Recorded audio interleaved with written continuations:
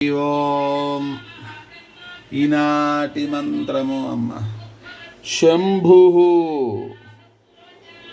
శం ప్లస్ భూ లోకరక్షార్థమవతరించి తన సౌందర్య సౌశీల్యాదుల చేత సుఖం ఆనందం కల్పించేవాడు. శం ప్లస్ భూ.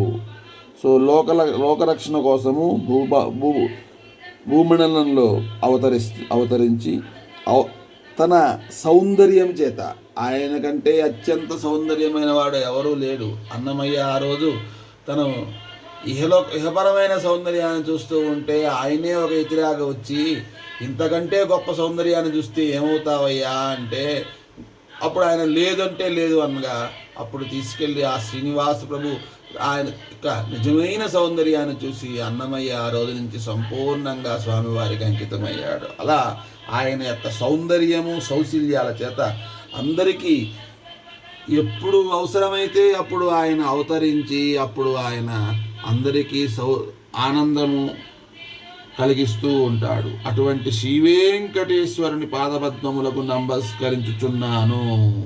శంభుడైనటువంటి శ్రీవేంకటేశ్వరుడు. మంత్రపఠనం. ఓం శంభవే నమః. ఓం శంభవే నమః. ఓం శంభవే నమః.